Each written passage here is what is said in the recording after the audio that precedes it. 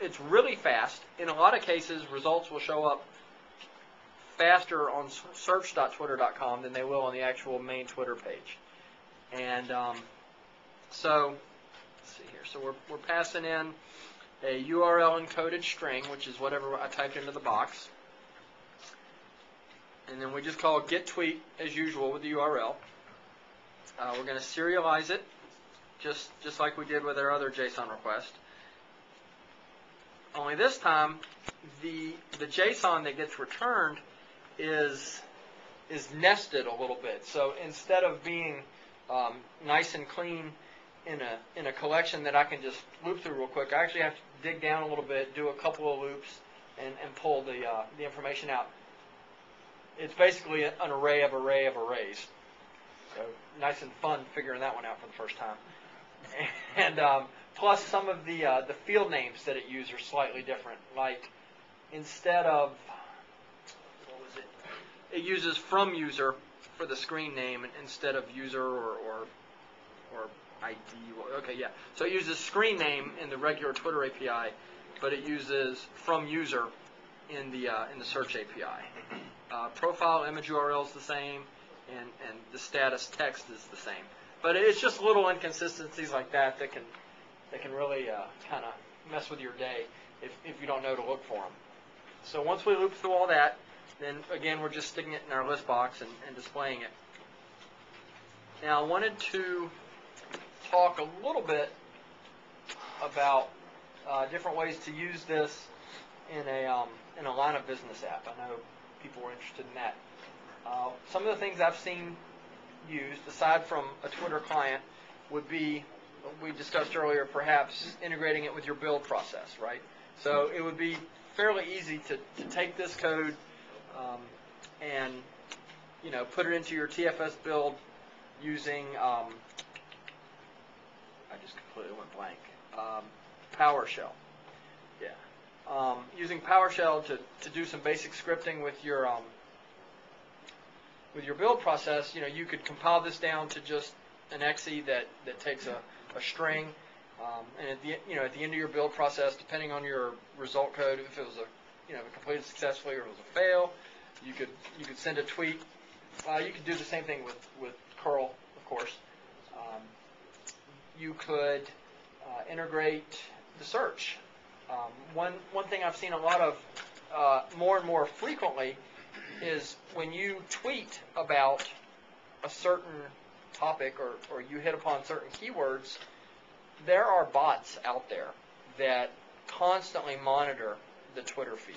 So a friend of mine was having trouble with Comcast cable one day. Her service was out. She was getting the runaround from a technician, and like any good internet citizen, she starts complaining and posting all these tweets about how frustrated she is with Comcast and how she wished there was another competitor that she could give her business to.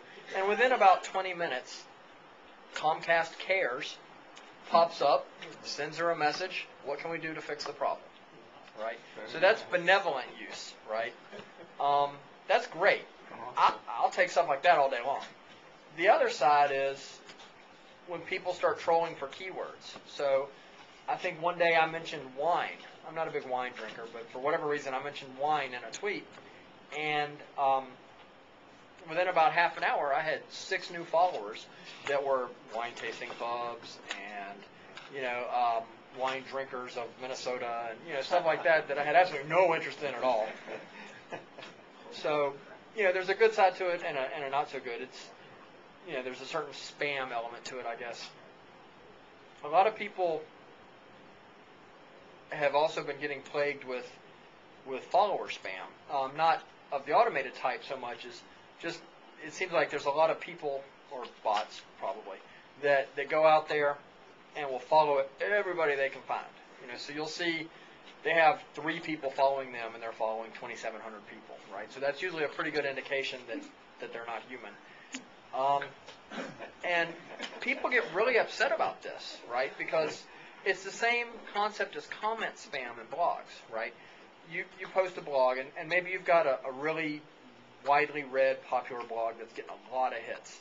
And so the thought here is, well, if I post a comment in this really popular blog that has a link to my website, well, now my search rankings are going to go up because this really popular site links to my site, okay?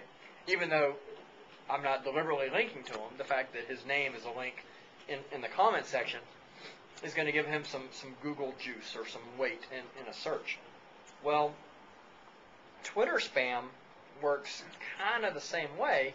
Basically, you're following somebody who has a lot of followers, and so the thought is, well, if he's linking back to me because I'm one of his followers, because see, with Twitter, you've got people you follow and then people that follow you, and it's fairly easy to connect and navigate through those via the site. So you could spider through the site, and I guess the thought is that Google's going to spider through this and see these connections and not necessarily distinguish between follower and followee.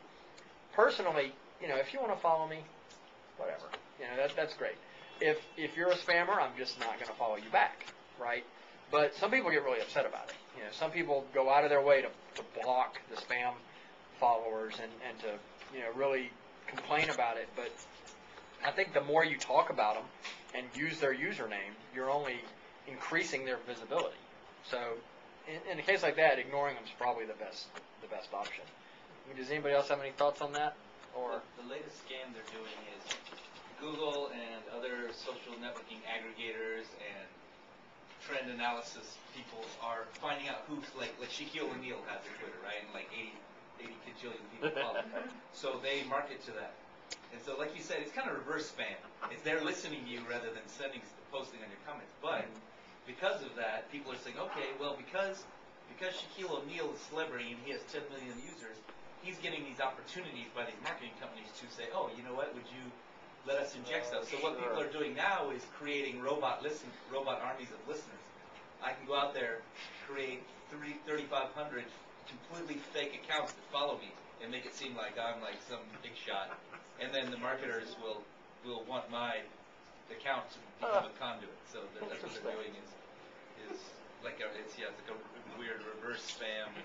But so instead of the people creating the content being fake, the people listening to the content are fake. That's pretty funny. And then they get noticed because hey, this guy has 4,000 followers or something, right? Create all those accounts. They're like capture or something. Capture. No, I know capture they can farm out free. I don't know that. I have no knowledge of this unscrupulous activity. Somebody recently mentioned that our mayor all of a sudden wound up with 28,000 followers, and almost none of them are from here. Oh, because of the suggested user list. Yeah, That was at Hawaii. That was Ryan Yeah. who was, he I blogged saw him about it. laughing. I knew it when you put Hawaii, this guy was going to pop off. It's everywhere. So, as far as, I guess, line of business apps and consuming Twitter in something other than just a basic Twitter client, I mean, what are some ways you guys would see using something like that? I mean, aside from build machines and check-in, check-out type status. I'd like to hear what you guys are thinking. Somebody's got to be thinking something, right? Could be used for an in-out board. Yeah. So say if you have an e-commerce site, right? Mm-hmm. What can you do on the Twitter so that you have more traffic? Just Well, the most basic thing. there's a couple of sites that do that now. Woot.com. I don't know if you're familiar with Woot or Tanga. WOOT. They have this deal of the day type of site, right? Or once a day they have some clearance closeout item like refurbished Roombas, and overstock, you name it. And so Woot has a Twitter account, and so whenever they list a new item, out goes a tweet, and when that item sells